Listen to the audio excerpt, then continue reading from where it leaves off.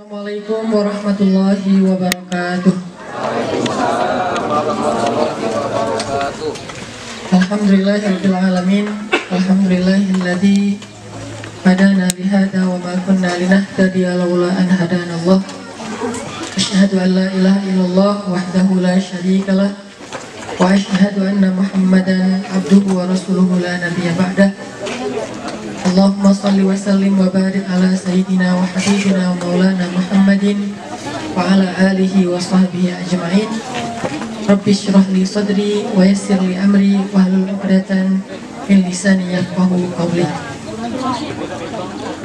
Yang saya hormati orang tua kita bersama, karena saya termasuk wali murid, jadi orang tua saya juga, Bapak Haji Yudi dan Ibu, beserta dengan para ustadz-ustadz yang super duper keren, luar biasa nih, semangat mendidiknya, yang hanya Allah Subhanahu wa Ta'ala yang bisa membalas dengan balasan di dunia dan di akhirat, balasan terbaik di sisi Allah Subhanahu wa Ta'ala.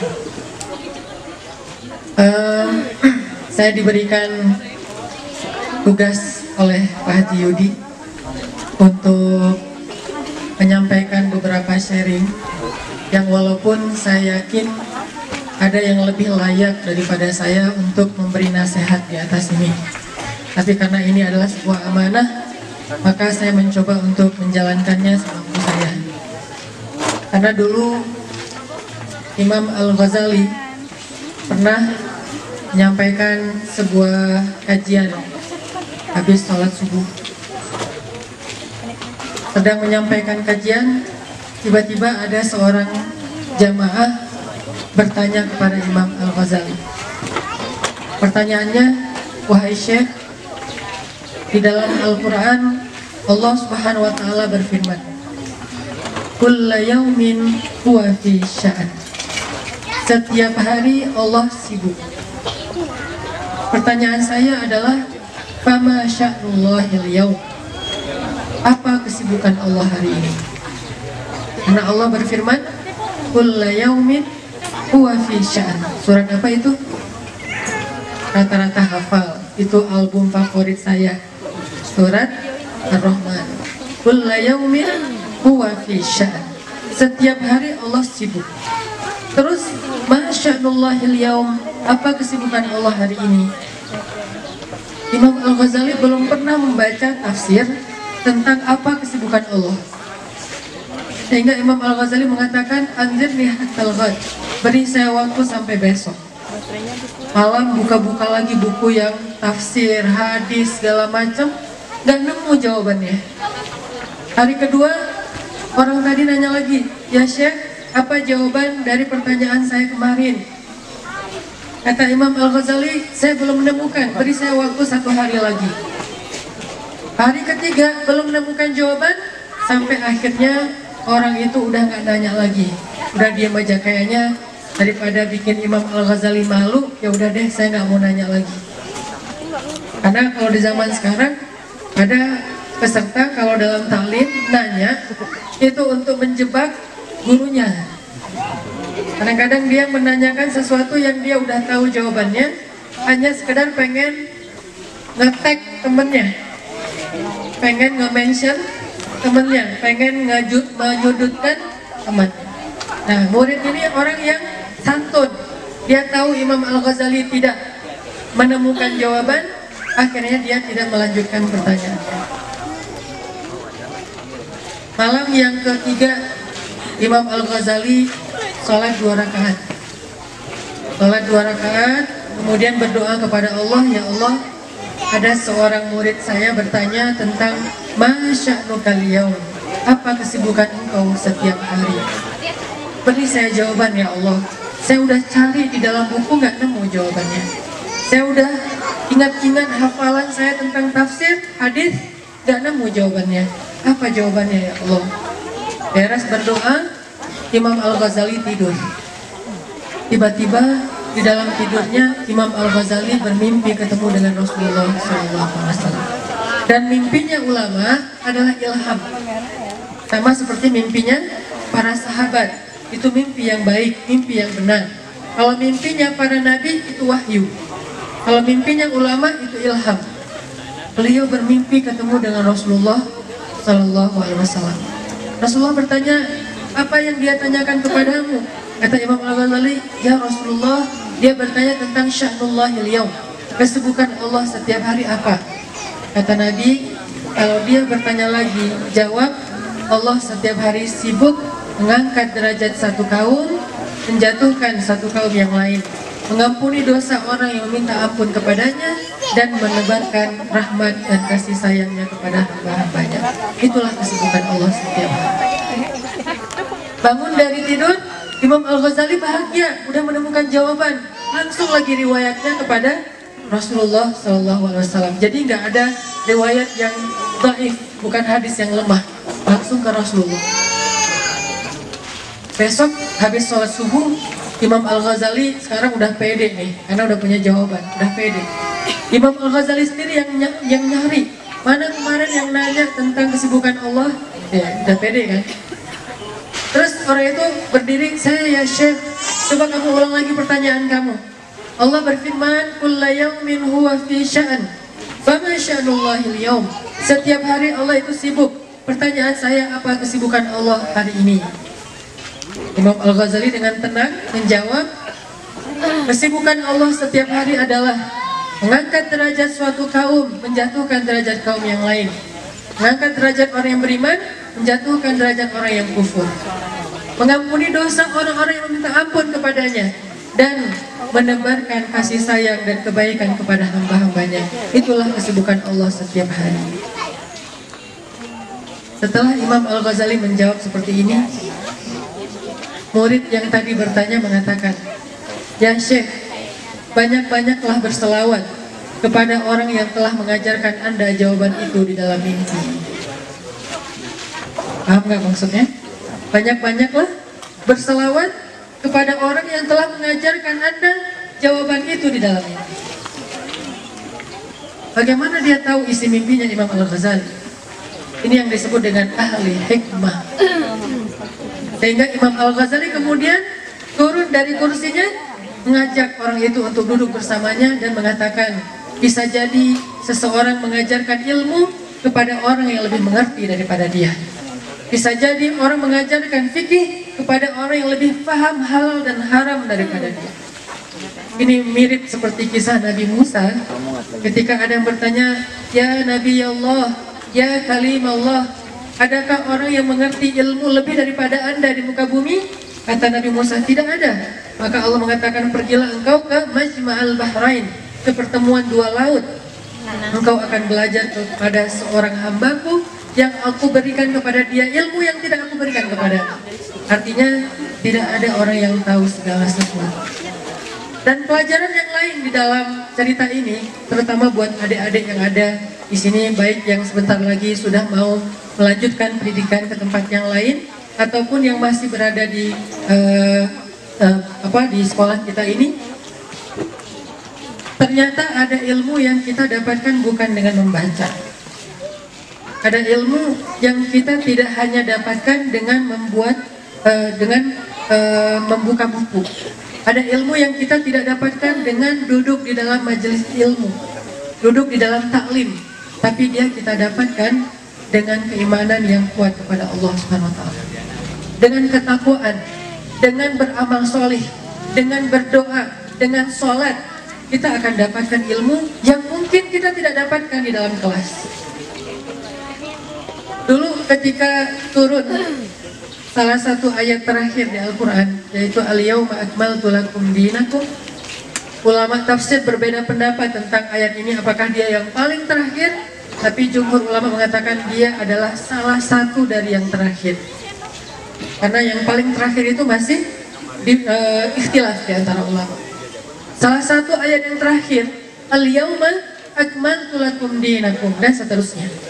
Ketika turun ayat ini, sebagian besar para sahabat itu takbir, karena ayat ini semacam berita gembira bahwa Islam sudah disempurnakan, syariat sudah Allah utuhkan, dakwah sudah Allah menangkan dengan kalimat al-yaum akmaltu lakum dinakum wa atmamtu alaikum ni'mati wa raditu lakumul Islam dinan. Sehingga para sahabat semuanya bertakbir udah kayak lebaran. Allahu Akbar, Allahu Akbar. Memang nggak pakai irama Allahu Akbar, Allah itu kan Indonesia ya. Kalau di sana takbir aja, jadi beda style lah. Kalau di kita kan stylenya agak-agak gambus kan. Kalau di sana mungkin lebih kayak Arabian style gitulah. Jadi pada takbir semuanya sekota Madinah. Tapi ada satu sahabat yang bukan takbir, malah nangis. Ketika yang lain bersuka cita, yang lain gembira, dia malah nangis. Siapa dia? Dia adalah Abu Bakar As-Siddiq. Bagian riwayat mengatakan dia adalah Abdullah ibnu Abbas, Allahu a'lam. Tapi banyak riwayat mengatakan Abu Bakar As-Siddiq. Abu Bakar As-Siddiq malah menangis. Lalu Umar bin Khattab yang sedang senang gembira kayak gitu nanya kepada Abu Bakar, "Ya Abu Bakar, ma yubkik?" Wahai Abu Bakar, kenapa kamu menangis? Bukankah ini busyra? Bukankah ini berita gembira bahwa Islam sudah Allah sempurnakan, dakwah sudah Allah menangkan? Terus kenapa menangis? Kalimat tabki. Kata Abu Bakar, ya Umar, benar ini adalah berita gembira. Allah sudah menangkan dakwah, Allah sudah sempurnakan agama, Allah sudah ridhoi risalah Islam ini kepada kita.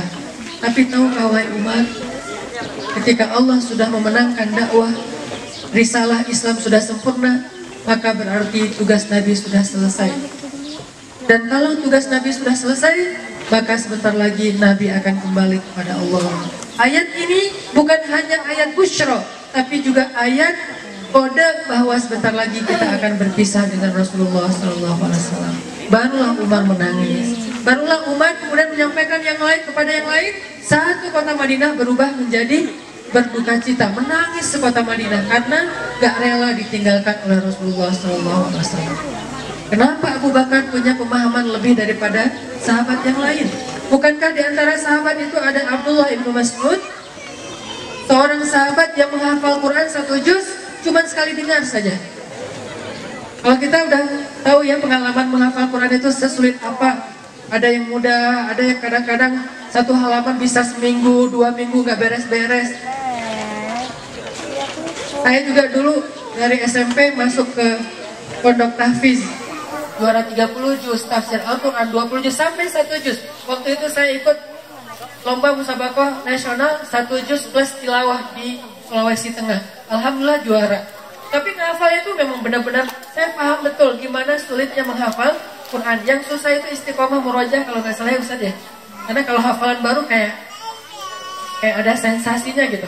Apalagi orang kalau hafalan baru, cowok pengennya didengar sama yang lain, langsung pengen jadi imam kan. Wah gue nih hafalan baru nih, kayaknya sayang banget nih udah dapat hafalan baru terus gak dibacain di depan publik, depan orang lain.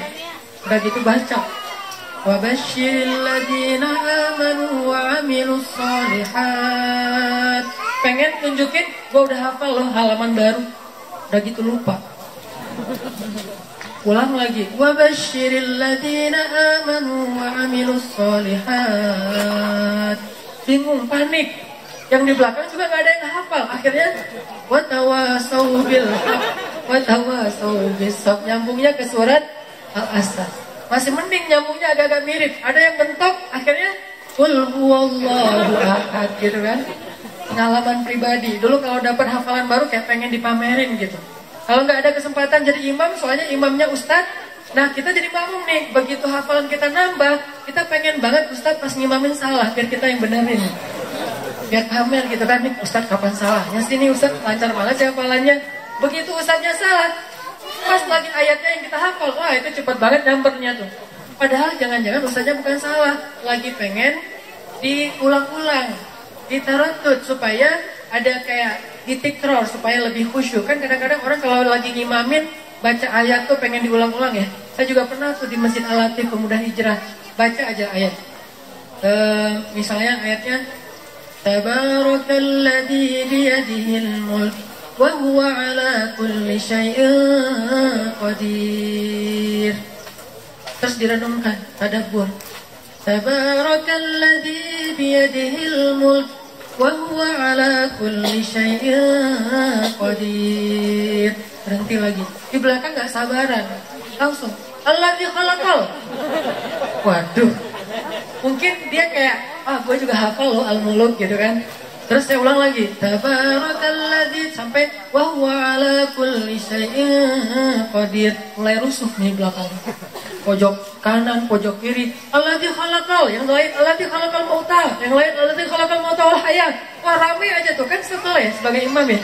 Kalau bisa ngomong saya udah ngomong, tahu. Cuman nggak bisa ngomong aja kan lagi sholat. Bukan salah, berhenti karena pengen ditikrar, diulang-ulang. Jadi di dalam di antara para sahabat Nabi itu sebetulnya banyak sahabat yang keren-keren loh, yang hafalannya luar biasa. Salah satunya adalah Abdullah bin Mas'ud yang hafal Al-Quran 1 juz sekali dengar. Mungkin teman-teman pernah dengar surat apa di Al-Quran yang paling panjang turunnya sekaligus? Buat adik-adik, surat paling panjang turun sekaligus. Kalau Al-Baqarah panjang tapi dicicil. Al-An'am. Berapa panjangnya? Panjang aja pokoknya ya. 11 lembar setengah kalau nggak salah ya Ustaz ya. Ya, 11 lembar setengah. 1 juz lebih dikit lah. Itu ketika turun kepada Nabi, Jibril membacakan surat Al-An'am sekaligus dan Nabi itu langsung hafal loh, saking kerennya Rasulullah. Dibacain oleh Jibril langsung hafal. Ibaratnya kita dengerin Al-An'am di YouTube, sekali dengar langsung hafal. Jadi ngafal 30 juz itu cuman sekali dengar doang. Hari ini 1 juz, santai gitu kan. Besok 1 juz lagi. Itu kayak gitu tuh kualitas hafalan Nabi dan sahabat. Jibril datang, ya Rasulullah dengarkan firman Allah. Nabi dengerin, beres, udah tertanam, udah kayak tertulis di dalam hati Nabi, langsung hafal. Udah gitu Nabi kumpulin para sahabat, dengarkan Allah berfirman. Lalu para sahabat mendengarkan, Nabi bacain 1 juz, gak ada satupun huruf yang keliru. Kita mungkin bisa hafal sekali dengar 1 lembar, 2 lembar, tapi di mana-mana ada apa? Tipe ya. Banyak tiponya kan. Tapi dimaafin lah sama Ustaz, karena Ustaz-Ustaznya soleh-soleh, baik-baik nih. Gak apa-apa gitu kan ya. Kasihan. Kalau ini baca 1 juz, 1 huruf pun gak ada yang keliru. Beres Nabi bacain, Abdullah bin Mas'ud angkat tangan bilang, ya Rasulullah, saya sudah hafal surat itu. Kerennya Rasulullah, tawaduknya Rasulullah gak bilang gini, emang lo doang, gue juga sama. Nabi itu orang yang low profile banget. Langsung, kamu udah hafal Abdullah? Ya Rasulullah, coba baca, Masya Allah, kata Rasulullah. Dibacain oleh Abdullah, gak ada 1 huruf pun yang keliru. Itu kualitas hafalan Abdullah bin Mas'ud. Nanti ada lagi sahabat yang dekat dengan Al-Quran di antara sahabat Nabi kayak Ibnu Abbas. Kalau ini yang terkenalnya bukan hafalan, walaupun hafalannya dahsyat, tapi yang lebih terkenal tafsirnya. Abdullah bin Abbas itu kalau baca Al-Quran, dia mengerti tafsir yang orang lain tidak mengerti. Ahli tafsir lah. Nanti muncul lagi sahabat yang mengerti Al-Quran dari angle fikih, namanya Mu'az bin Jabal. Afqahu ummati bil halal wal haram, Mu'az bin Jabal. Umatku yang paling mengerti fikih halal dan haram adalah Mu'az bin Jabal. Ada lagi nanti yang tilawahnya yang paling keren. Kalau dia lagi tilawah, malaikat turun pengen dengerin bacaan dia. Siapa? Abu Musa al-Ash'ari. Abu Musa itu kalau lagi baca Quran, itu langit penuh dengan bintang. Ternyata itu bukan cahaya bintang, cahaya malaikat yang turun pengen dengerin bacaan Abu Musa. Kayak gitulah kualitas Al-Qurannya para sahabat. Tapi ternyata ketika turun ayat Al-Yawma akmaltu lakum dinakum, mereka semuanya pemahamannya sama. Ini busyra, ini berita gembira, kecuali 1 orang, Abu Bakar. Ini adalah ayat perpisahan antara kita dengan Rasulullah. Kenapa Abu Bakar punya pemahaman yang tidak dipahami yang lain? Karena Abu Bakar punya riyadhah. Apa riyadhahnya Abu Bakar? Riyadhahnya Abu Bakar adalah dia terlalu cinta kepada Rasulullah SAW. Cintanya Abu Bakar kepada Rasulullah menjadikan Abu Bakar paham ilmu yang tidak dipahami oleh yang lain. Makanya teman-teman, buat adik-adik semuanya, Al-Quran itu bukan sekedar hafalan. Al-Quran bukan sekedar bacaan yang bagus. Al-Quran bukan sekedar wawasan, tafsirnya, kemudian takwilnya bahkan, kemudian nanti diambil menjadi kesimpulan-kesimpulan fikih, kemudian diambil juga jadi bahan-bahan ceramah. Saya tuh dulu awal datang ke Bandung sama sekali bukan penceramah. Sekarang aja orang minta-minta ceramah di sana sini, padahal bukan penceramah, bukan public speaker loh. Mungkin sebagian yang pernah dengar YouTube tahu cerita awal banget saya ceramah di Bandung, kebalik antara nyebut Allah Sallallahu Alaihi Wasallam, Rasulullah Subhanahu Wa Taala. Saking kayak nervous gitu kan, aduh disuruh ceramah, bingung nih mau ngomong apa. Akhirnya Allah Sallallahu Alaihi Wasallam, orang pada bingung sejak kapan Allah jadi Sallallahu Alaihi Wasallam gitu kan. Terus bingung gaya siapa ya mau diturutin. Pertama nyoba gaya Zarwin MZ, tapi suaranya kurang ngepas. Assalamualaikum, aduh gak enak ganti lagi gaya Agim, betul tidak? Aduh kurang nyunda, waktu itu kan masih baru datang ke Bandung, jadi gak bisa bahasa Sunda. Terus lama-lama ternyata untuk bisa bicara yang nyaman, walaupun gak tahu orang nyaman gak dengerinnya, pokoknya buat saya udah nyaman, bukan public speaking, bukan retorika speech dan segala macam, bukan wawasan. Kadang-kadang wawasan kita udah banyak, begitu berdiri di atas panggung blank semua tuh. Ternyata rahasianya Rabbi shrah li sadri wa yassir li amri wahlul 'uqdatam min lisani yafqahu qawli. Makanya sampai detik ini setiap saya disuruh naik atas panggung, saya masih ngandelin doa itu banget. Saya gak pede dengan kemampuan saya lebih pede ngandelin Allah Subhanahu Wa Taala. Kalau Allah nuntun lisan jadi mudah. Kalau Allah gak nuntun lisan, itu tuh ceramahnya bakalan garing banget, krik-krik banget. Saya tadi ngomong apa sih, saya juga nggak ngerti, saking nggak dapet gitu. Maka kembali lagi, ada ilmu, ada kemampuan yang kita dapatkan itu adik-adik bukan dengan hanya membaca buku, walaupun itu penting banget. Belajar di sekolah pastinya penting banget, membaca buku pastinya penting banget. Tapi ada satu hal yang luar biasa juga sangat penting. Apa yang udah kita dapetin itu nggak akan jadi ilmu yang tercatat, tertulis di hati kita kalau cuman dihafal dengan kepala kita. Nggak akan ketulis di sini nih. Sementara ilmu dalam teori Islam itu bukan dihafal. Ilmu itu bukan hafalan, ilmu itu bukan wawasan, ilmu itu bukan catatan. Ilmu itu adalah paham. Sehingga orang yang paling berilmu menurut Al-Quran bukan orang yang paling banyak hafalannya, tapi orang yang paling kerasa ilmu itu di hati. Kerasa gimana Ustadz? Bisa kerasa dalam bahasa cinta, bisa kerasa dalam bahasa benci, bisa bentuknya takut, bisa bentuknya berharap, pokoknya rasa aja di hati. Sehingga Allah berfirman, innama yakhsyallaha min ibadihi al-ulama. Sesungguhnya yang takut kepada Allah di antara hambanya adalah orang yang berilmu. Berarti orang yang berilmu itu bukan yang banyak wawasan, tapi yang punya rasa takut di hati. Gimana caranya Ustadz biar dapat ilmu yang melekat di hati?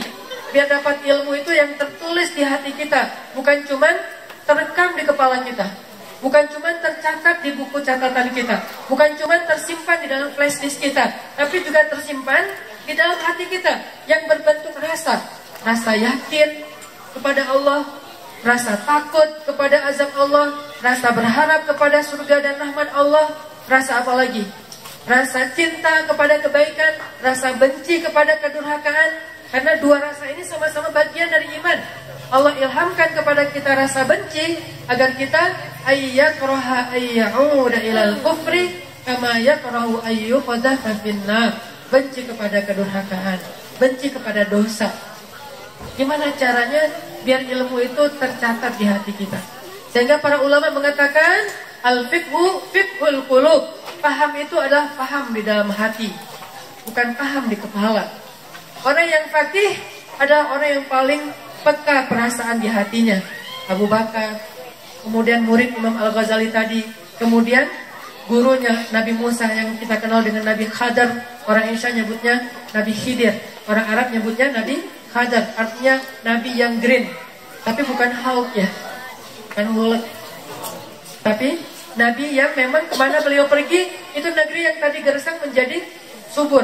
Jadi kayak gerakan go green gitulah, tapi di zaman Nabi Musa. Gimana caranya biar kita menjadi seorang faqih, tapi fikihnya tuh fiqhul qulub, bukan fiqhul maklamah, bukan fikih narasi. Kalau fikih narasi itu banyak yang bisa. Belajar di Al-Azhar 12 tahun sampai ngambil gelar doktor ilmu fikih. lalu menyampaikan halal, haram dan segala macam, apakah dia menjadi orang yang paling faqih? Belum tentu.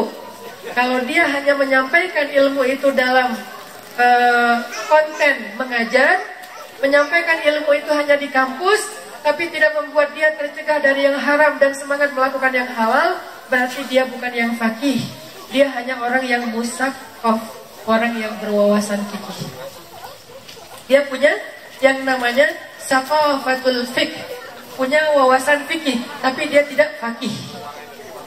Terus siapa orang yang faqih? Orang yang di dalam hatinya ada ilmu, ada rasa. Gimana caranya Ustadz biar ilmu itu tercatat ke hati, bukan hanya terekam di kepala? Tadi kita harus belajar bukan hanya menghafal ilmu, bukan hanya belajar mencatat ilmu, walaupun dua ini adalah amal soleh yang luar biasa. Tapi ada lagi cara mendapatkan ilmu, belajarlah mengamalkan ilmu. Belajarlah mengamalkan ilmu semampu kita.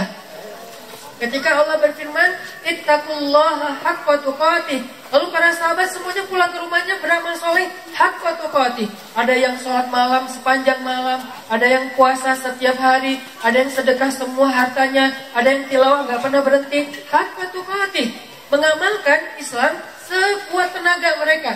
Lama-lama mereka ngeluh satu persatu, ya Rasulullah, saya setiap malam sholat tahajud, tapi akhirnya siang saya gak kerja karena ketiduran.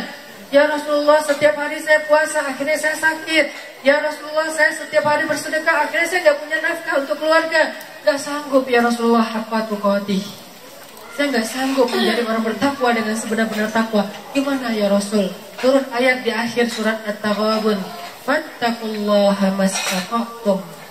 Bertakwalah kalian kepada Allah semampu kalian. Dua ayat ini yang kalau dalam ilmu tafsir kita kenal dengan istilah nasikh mansukh, ayat yang saling mengutuhkan, wa bayyinatin minal huda wal furqan, sebetulnya ada sebuah pesan moral. Moral of the story-nya adalah kayak gitulah semangat para sahabat mengamalkan Al-Qur'an. Begitu turun satu ayat langsung diamalkan, turun satu ayat langsung diamalkan. Makanya ilmu Al-Qur'an mereka itu berkah. Bukan begitu turun hafal, begitu turun catat, enggak. Begitu turun amal dulu, baru nanti dihafal dan dicatat. Turun ayat tentang hijab di dalam surat An-Nur dan surat Al-Ahzab, ayat tentang hijab. Katakan kepada istri-istrimu dan kepada perempuan-perempuan yang beriman agar mereka menjulurkan jilbab mereka, itu membuat mereka lebih mudah untuk dikenal. Nabi bacain nih ayat kepada sahabat-sahabat yang laki-laki. Wahai sahabat, telah turun satu ayat yang luar biasa, tuntunan untuk istri-istri kalian. Ya Rasulullah, bacakan ayatnya. Nabi bacakan, wahai Nabi, katakanlah kepada istri-istrimu dan kepada perempuan yang beriman agar mereka menjulurkan jilbabnya, dan itu membuat mereka lebih mudah dikenal daripada orang-orang yang tidak beriman. Artinya membedakan mukmin dan tidak mukmin. Begitu Nabi beres membacakan ayat ini, sahabat langsung salaman pamitan. Ya Rasulullah, izinkan saya pulang. Mau kemana? Mau pulang ngasih tahu ke istri, buru-buru. Emang kamu udah nikah? Oh ya belum, lupa. Ada yang saking semangatnya gitu ya, ternyata jomblo gitu kan. Ada yang langsung pulang ketemu istrinya. Wahai istriku gitu. Orang Arab kalau manggil istrinya, bahasa resminya tuh zaujati, zaujati. Kalau bahasa slangnya zujti, zujti. Ada orang Arab juga pakai bahasa slang. Ada yang manggilnya bukan zaujati, tapi manggilnya ya ana Ustaz, ya wahai saya. Kok manggil istri saya? Artinya anti kan? Maksudnya kamu itu aku banget gitu. Jiwa aku, belahan hati aku gitu, itulah pokoknya. Ya zaujati gitu. Sampai di rumah kata istrinya, suamiku ada apa kok kamu teriak-teriak dari kejauhan? Sudah turun ayat khusus untuk kamu. Masya Allah. Yuk kita ke dalam rumah dengerin ayat. Dibacain sama suaminya. Istrinya pas tahu ayat disuruh tutup auratnya, langsung dia tutup kepalanya dengan apa yang dia pegang di tangannya. Pegang panci pakai panci, pegang jemuran pakai jemuran. Kenapa kepala mama kok basah ya? Itu jemuran mah, oh ya salah. Pokoknya dengan apa aja dia pakai untuk nutup kepalanya. Kayak gitulah spontanitas para sahabat sahabiat mengamalkan Al-Quran. Makanya ilmunya berkah. Turun lagi ayat, lan tanalul birra hatta tunfiqu mimma tuhibbun. Tidak akan sempurna amal solih, kebaikan kalian, kalau kalian belum memberikan infak dengan harta yang paling kalian cintai. Beres Nabi bacain ayat ini, langsung pada salaman pamitan, Assalamualaikum ya Rasulullah, pulang. Pulang, berbondong-bondong pada balik ke rumahnya masing-masing. Ngapain? Bukan pengen istirahat, pengen ngambil harta yang paling dicintai untuk diinfakkan saat itu juga. Ini yang disebut dengan wasabiqun wasabiqun, orang yang berlomba-lomba beramal saleh. Datang-datang, ya Rasulullah, harta yang paling saya cintai adalah ini. Apa ini? Emas, dia kasih infak fisabilillah. Ya Rasulullah, harta yang paling saya cintai adalah gandum, dia infakin gandumnya berkarung-karung.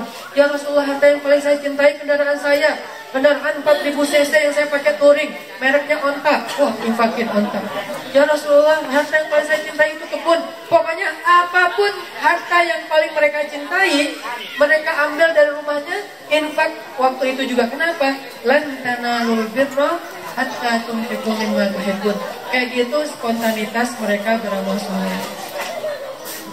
Jadi buat adik-adik sekalian, sama juga buat kita semuanya, terutama buat saya pribadi, yuk kita belajar mengamalkan apa dari Al-Quran yang sudah kita hafal.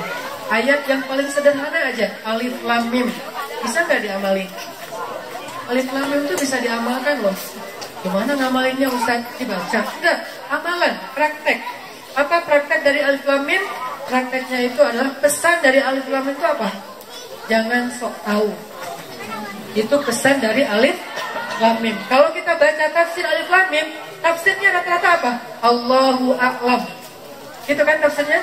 Allah lebih tahu artinya. Maksudnya apa? Jangan sok tahu. Itu pesan moral dari Alif Lam Mim. Sehingga kalau kita punya pilihan dalam hidup, maka jangan pilih sebelum kita minta kepada Allah, ya Allah yang mana yang paling baik untuk saya. Kenapa? Karena wa asa an takrahu syai'an wa huwa khairul lakum, wa asa an tuhibbu syai'an wa huwa syarrul lakum. Bisa jadi apa yang kalian benci itu adalah baik untuk kalian, dan bisa jadi yang kalian sukai itu adalah buruk bagi kalian. Ada kalimat penutup yang paling keren di situ. Apa? Wallahu ya'lamu wa antum la ta'lamun. Allah lebih tahu dan kalian tidak tahu. Jadi kalau kita mengamalkan Alif Lam Mim tuh sering-sering bilang, saya mah ikut Allah aja. Sami'na wa ata'na. Kalau Allah bilang baik, saya ikutin. Walaupun saya nggak nyaman. Nggak semua yang Allah baik itu langsung nyaman bagi kita. Kadang-kadang kayak terpaksa. Ya nggak apa-apa. Tau'an wa tarhan. Dalam keadaan rela ataupun terpaksa, taat aja dulu. Ini namanya Alif Lam Mim.